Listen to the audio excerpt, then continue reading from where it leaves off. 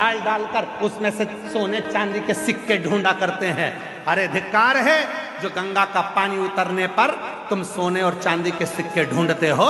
गंगा का पानी उतरने पर तुम उस मिट्टी में महादेव को ढूंढने का प्रयास करना, तो शायद तुम्हारी जिंदगी सवर जाए, शायद तुम्हारी जिंदगी सवर जाए।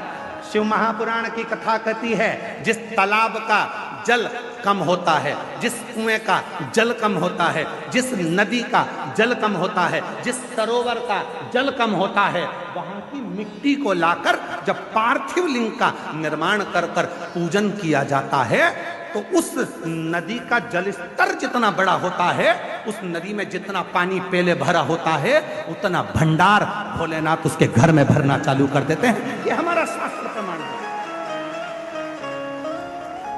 शिव को बनाने के लिए उसमें से मिट्टी ढूंढो, और तुम क्या ढूंढ रहे हो? चुंबक डाल के पैसा, चुंबक डाल के सिक्का, और लगे कितने हाथ में? 100, 200, 500, 1000, 2000, 1 लाख, 1.5 लाख रुपए हाथ में लगे होंगे। इससे ज्यादा क्या लगेंगे? 2 लाख लगे होंगे, इससे ज्यादा क्या लगेंगे? पर यदि उसमें से जब नदी का स्तर नीचे जा रहा था, कुएं का पानी कम हो रहा था, तालाब का पानी कम हो रहा था, जलाशय का पानी कम हो रहा था, उस समय पर वहां की मिट्टी को लाकर पार्थिव का निर्माण करते, शिवलिंग बनाकर उसकी पूजन कर कर विसर्जन कर देते, तो नदी पूर्व में जितनी भरी हुई थी उतना भंडार मेरा भोलेनाथ तेरे घर का भर देते। ये हमारा शास्त्र का। एक बार हमने ये कथा पहले कही है, तो किसी ने पूछा, क्यों गुरुजी, उस मिट्टी में ऐसा क्या हो जाता है कि भगवान शंकर जितना उस नदी में पानी भराता है उतना भगवान उसका घर का भंडार भर देता है, उस नदी में ऐसा क्या हो जाता है, उसकी मिट्टी में ऐसा क्या हो जाता है? तो शिव महापुराण की कथा में आता है, कृष्णेश्वर महादेव की कथा। 12 ज्योतिर्लिंग में से 12वां ज्योतिर्लिंग सुधर्म नाम के ब्राह्मण की 2 धर्म पत्नी थी, घूष्मा और सुदेहा।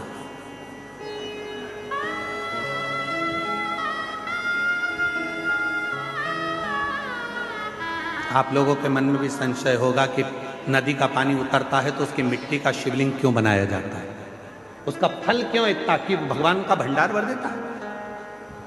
नदी, तालाब, बावड़ी, कुआं का पानी कम होता है तो उसकी मिट्टी को निकालकर उसका शिवलिंग बनाकर पूजन करने का फल क्या होता है? तो सुनो कृष्णेश्वर महादेव की कथा।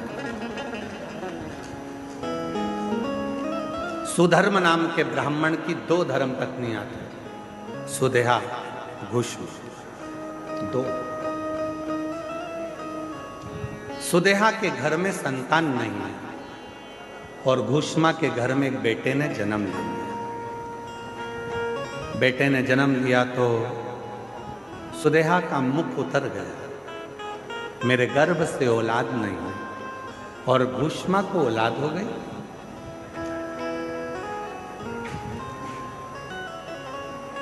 सुधर्म ने अपनी पत्नी घूष्मा से कहा कि तेरे गर्भ से यदि एक बच्चा हो सकता है तो तेरे गर्भ से और भी बच्चे जन्म ले सकते हैं।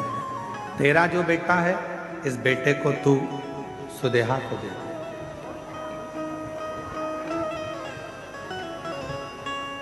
इस बेटे को तू सुदेहा को दे दे। सुदेहा को? हाँ, ठीक है।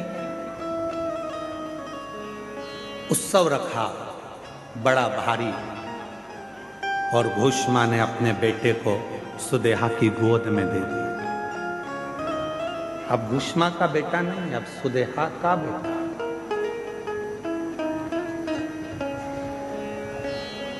सुदेहा का बेटा। धीरे धीरे बच्चे को पाल पोस कर सुदेहा ने बड़ा किया। वो बच्चा जब बड़ा हो गया, उसका विवाह हो गया, बहू घर में आ गई। बहू आई तो बहू को मालूम पड़ा कि मेरी असली सास तो घूष्मा है। सुदेहा की गोद में मेरे पति को दिया गया, पर सास तो घूष्मा। अब वो सुदेहा को कम मानती है और घूष्मा को ज्यादा मानती है। घूष्मा के लिए चाय लेकर जाए, भोजन लेकर जाए, नाश्ता लेकर जाए, पाँव पड़े, सुदेहा को पूछे नहीं।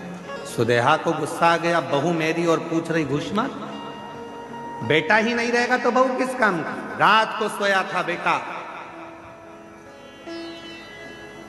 बहू गई थी मायके और बेटा सोया था, तभी सुदेहा ने अपने बेटे के तलवार से काट काट के टुकड़े कर दिए, कपड़े में बांध लिए, सिर पे पोटली रखी, तालाब में फेंक,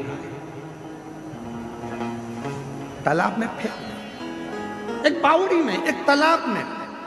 उस टुकड़े करे हुए शरीर को जब फेंका, सुदेहा आ गई, समय निकला, तालाब का जल नीचे जा रहा था और घूष्मा उसी सरोवर की मिट्टी को लाकर उसका शिवलिंग बनाकर पूजन कर कर मिट्टी के शिवलिंग को, पार्थिव शिवलिंग को सिर पे रखकर चली और तालाब में विसर्जन करने चली।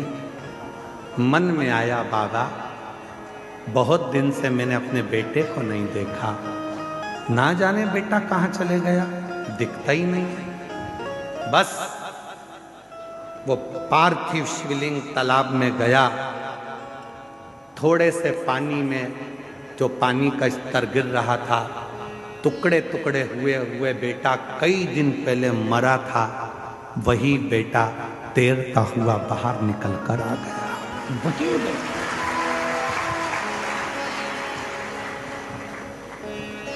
चीख पड़ी, मेरा बेटा और पानी में। मां से गले लगा, बेटा तू पानी में कैसे आ गया? पता नहीं, पर अंदर कोई बाबा था। दोनों पति पत्नी ने मेरी बहुत सेवा की। घूष्मा ने आवाज लगाकर कहा, बाबा मैं जानती हूं कोई दूसरा बाबा नहीं आ सकता, बाबा तो मेरा महादेव ही होगा। बाबा आओ दर्शन तो दो। तब मेरे भोलेनाथ निकल कर बाहर आए और कहा, घूष्मा जिस सरोवर में ना जाने कितने पार्थिव शिवलिंगों का निर्माण होकर विसर्जन हुआ, वो मिट्टी इस सरोवर में जमती चली गई और उसी मिट्टी के भाग से तूने मेरे शिवलिंग का निर्माण करा। तो जितने जितने पार्थिव लोगों ने पूर्व में बनाए थे, उन सब का कण कण मिलकर तूने मेरी आराधना करी, तो तेरा मरा हुआ बेटा भी जिंदा तुझे प्राप्त हो, जिंदा प्राप्त हो गया। बाबा मेरा मन है कि आप इस भूमि पर निवास करो। शिव जी ने कहा, तथास्तु,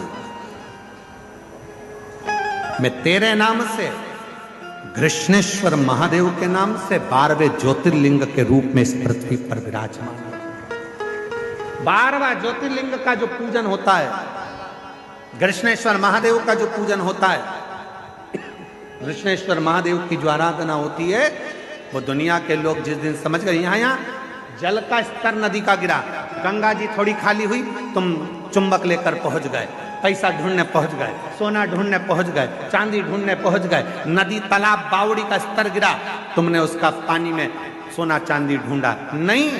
जैसे ही नदी तालाब बावड़ी का पानी नीचे आए, उसकी मिट्टी को लाकर एक बार पार्थिव शिवलिंग का पूजन करो और आराधना करो। जैसे तेरी नदी का जल बढ़ता है, खूब बढ़ता है, ऐसे मेरे घर में भंडार भरना, सौभाग्य बढ़ना, संतान बढ़ना, वैभव बढ़ाना, तू कृपा करना। जैसे कृष्णेश्वर पर, घूष्मा पर तूने करुणा करी, वैसे मुझ पर कृपा करना। वो करेगा।